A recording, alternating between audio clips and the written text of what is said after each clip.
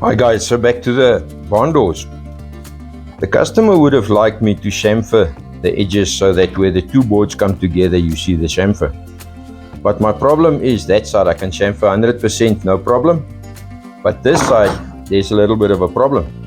This side my bearing presses against that rib and then I can't get a chamfer in there. So yes, there's a bunch of you guys that will say, yeah, but you can take the hand plane and just plane a chamfer in there. For the time this has taken me, how long this has taken, and the amount of money I'm charging for this, that's not worth it to sit with 34 boards and chamfer all of them. So yes, I'm going to break it just with sandpaper. I'm going to sand all 34 boards now quickly, as well as the frames. Get them sanded as much as possible before I start assembling. So for now, lots and lots of sanding.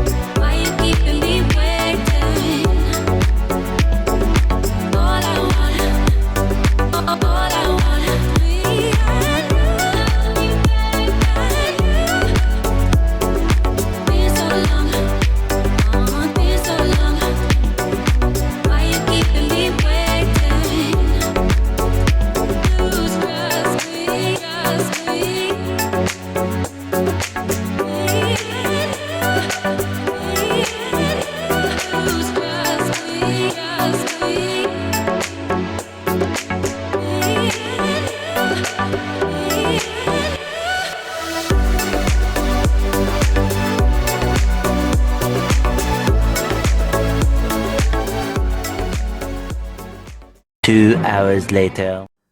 So guys, another set of problems I got with the next batch of wood that the customer brought this week was that the boards were much thinner.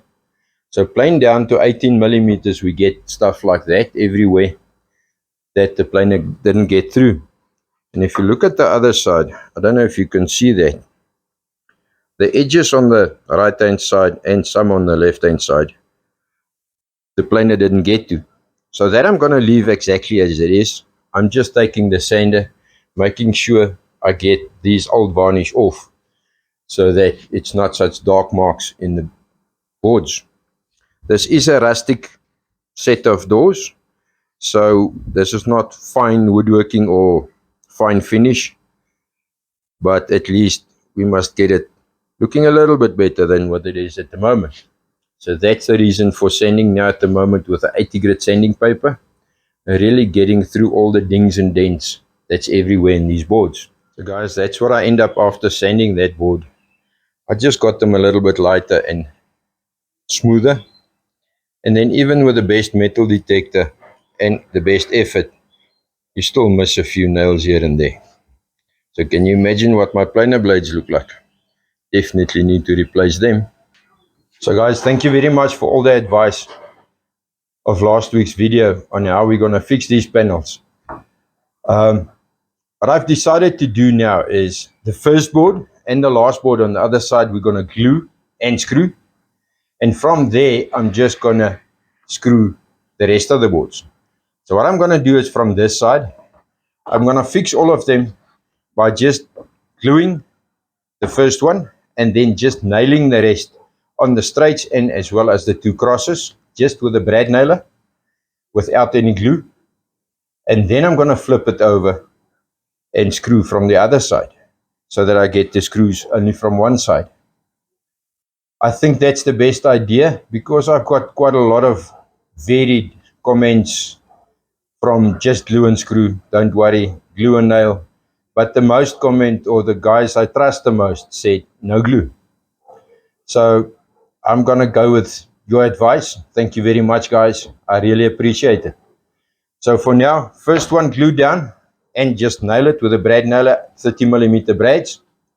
And then the rest of them, just space 1mm, nail it, next one 1mm, nail it up to the other side. Let's get this done. So guys, I left all the boards overlapped, and I'm just going to cut it with my Festool trim saw on the track. And I cut from this side because it's easier to reference from the frame than what it would be guessing from the other side. So what's happening now is my blade can't set deep enough to go right through. So I cut through 3/4 of it and then finish it off with a Japanese saw.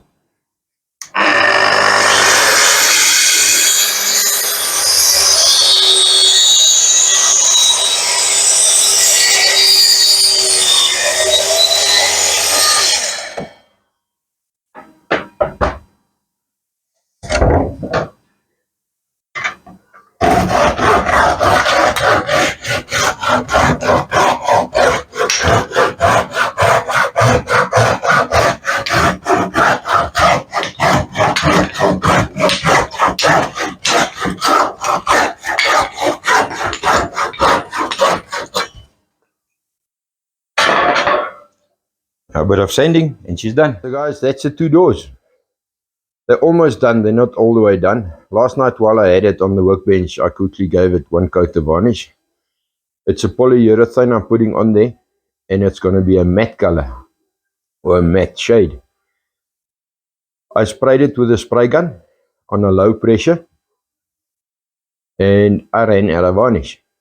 So I'll have to get some more varnish, flip it over, put the other side, and then we'll do a flat, and then the second and the third coat. This is probably the last you'll see of these two doors. I hope so. I'll show you what the other side looks like when I'm done with that. So I'm going to leave this now. A quick another project I have to do for a customer is I have to turn a pen for a customer, and I decided to do it from Turkish walnut.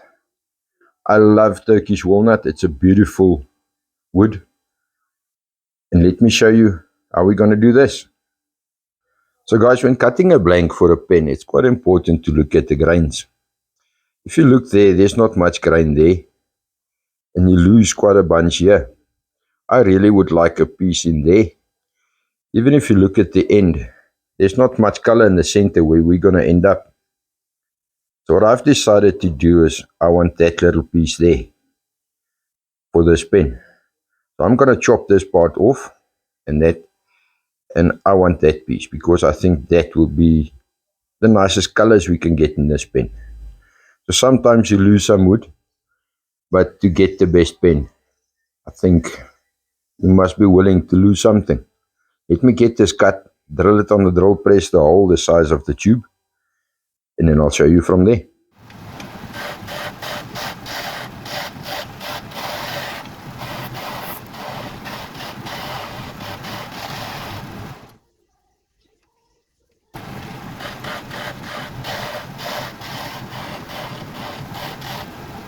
So guys, you've all seen pens turned, and for me the magic part is the next. You see that now? Look now. Guys, that's the best part for me. Once that color comes out after the polish. Let's press this pen together and I'll show you what she looks like. So guys, tell me what you think. This Turkish walnut is a beautiful color. Pen done. So guys, I've got another customer that wants 3 little bobbins like this. He's doing a restoration and 3 of these are gone. So I must make that for him. So he gave me an old piece of chair leg, and I'm going to make it from that. Let's see if I can get this done as well. Then the small jobs out of the workshop.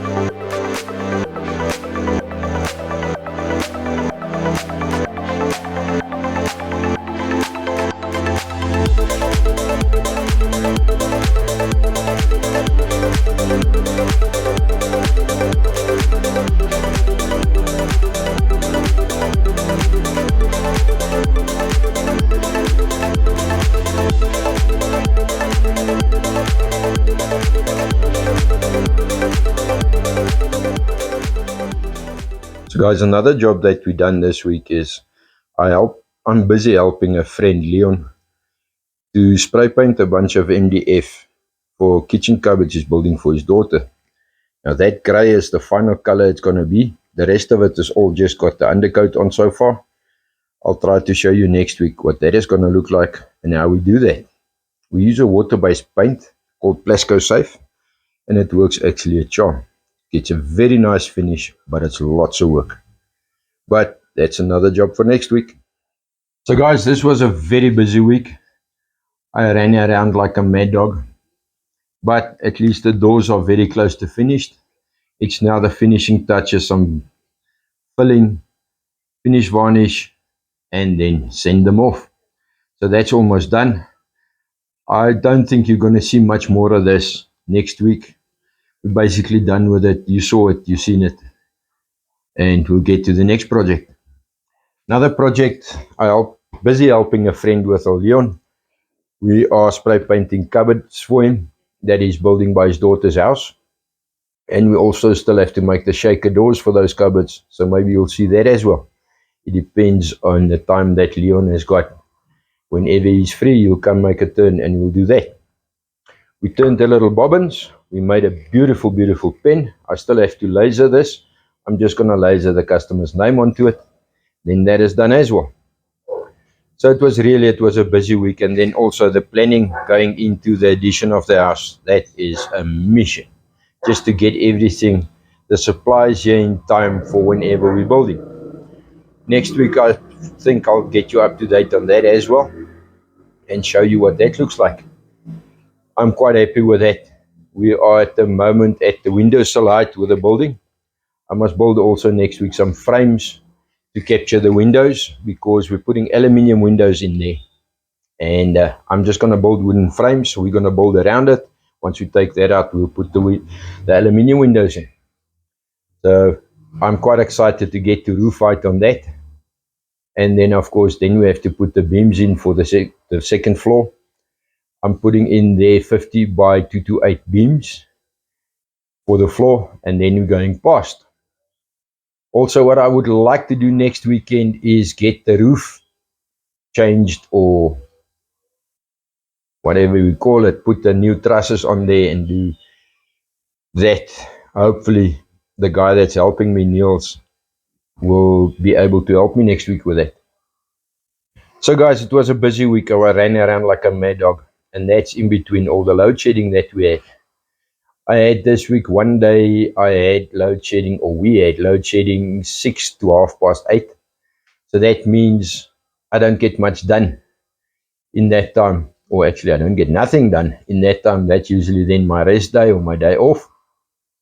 And unfortunately, that's something we have to take, and nothing we can do about it.